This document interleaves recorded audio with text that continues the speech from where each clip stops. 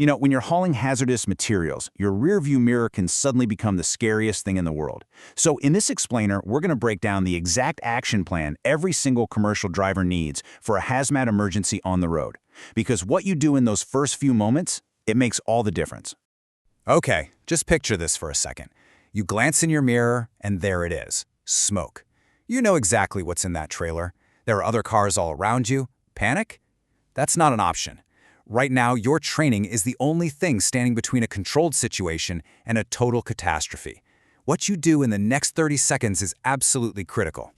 The craziest thing about a hazmat emergency is that the most important work actually happens hours, maybe even days before anything goes wrong.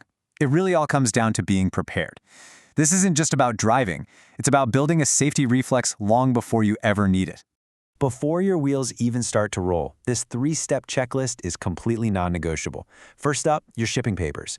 Seriously, think of these as the Rosetta Stone for your cargo. They tell everyone what you're carrying and why it's dangerous. Second, you got to do a physical check of your emergency gear. Is everything there? Is it ready to go? And third, you have to know your cargo. Is it flammable, corrosive, toxic? Knowing that is going to dictate every single move you make in a crisis. So why are the rules so incredibly specific about this? Well, it's for one simple reason. In an emergency, first responders are trained to look for these papers immediately. If you can't talk, these documents have to speak for you. That's why they have to be within arm's reach or in that driver's side door pouch. No excuses, no exceptions. And this book right here, this is your Bible in a crisis, the Emergency Response Guidebook, or ERG. This is not just some manual you toss in the cab. It's a lifeline. It translates all those codes from your shipping papers into actual life-saving actions, both for you and for the emergency crews. You need to know how to use this thing before you're trying to figure it out under pressure. Okay, so you've done your prep work, you're all set. But now, the worst has happened. An incident is underway. Your first moves in these next 30 seconds, they're the most important of all. First things first. Before you do anything else, you have to assess the situation from a safe distance. Your personal safety is number one. Is it a leak? Is it a fire? The answer to that simple question changes everything that happens next. A quick, calm assessment is your top priority. Now, this is absolutely crucial. Unless your life is in immediate danger, you stay with your vehicle. Why? Because you are the single most important source of information for the emergency responders rolling up. They need you there. If you leave the scene, it just creates chaos and delays the response. This might sound obvious, but when you're under stress, it's easy to make a mistake. Never, ever approach a leak. Stay upwind, stay uphill if you can. Do not touch or breathe in whatever is coming out of that trailer. Look, you can't help anyone if you become a victim yourself. Protect yourself first. Okay, so your actions now split down two very different paths. If it's a leak, your job is all about containment and communication. Identify what it is and call your supervisor for instructions. But if it's a fire, your job is not to fight it. Let me say that again. You are not a trained hazmat firefighter. Your only job is to get to safety and call for help. The only exception is if you can safely move undamaged packages away to keep the fire from spreading. You've assessed the danger, you've secured the scene as best you can. Now it's time to communicate. Getting the right info to the right people and doing it fast can literally save lives.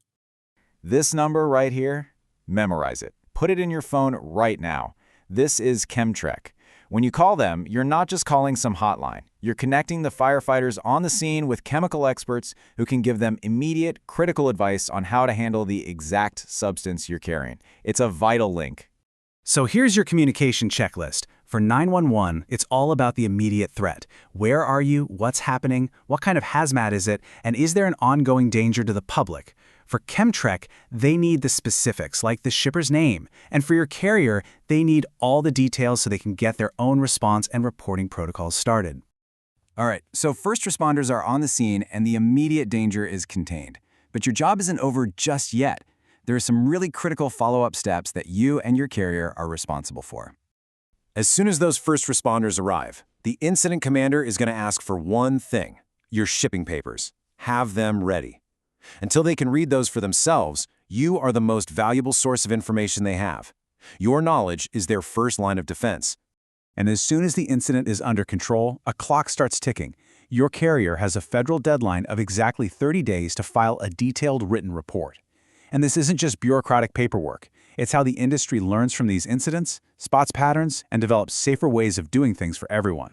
And of course, the vehicle itself is now a potential hazard. Depending on what's spilled, there are mandatory decontamination procedures. You can't just reload and go. For poisons, the vehicle has to be checked. For corrosives, it needs a thorough washing. And for infectious stuff, the whole interior has to be cleaned and disinfected. We've covered a lot of what to do. Now, let's hammer home the absolute don'ts. These are the hard lines that you just never, ever cross in a hazmat emergency. Let's be perfectly clear on this one. You are not equipped, you don't have the training, and you definitely don't have the protective gear. Trying to fight a hazmat fire is a deadly mistake. Your job is to call for help and stay back. Period. If you find out you have a leak, you stop. It's that simple. Continuing down the road just spreads that contamination over miles, putting more people at risk and making the cleanup exponentially harder and more dangerous. Pull over safely and start your emergency plan. Now, this one is a critical judgment call. If your truck is leaking, moving it just spreads the spill. If a tire's on fire, moving it might fan the flames and make things way worse. So unless you are absolutely sure that moving the vehicle will improve the situation, you stay put and let the professionals make that call. Look, I get the instinct to try and fix the problem, but handling a damaged hazmat container takes specialized training and equipment. Trying to be a hero and repack a leaking drum, that's how people get seriously injured, or worse. Just leave it to the trained hazmat teams. So we've walked through the whole plan. The rules are clear. The checklists are there. But it all comes down to this one question. When the adrenaline is pumping and you see that smoke in your mirror, is all this training going to be some distant memory, or is it going to be pure reflex? That's the question every professional driver has to answer. Not out on the road, but right now, before you even turn the key.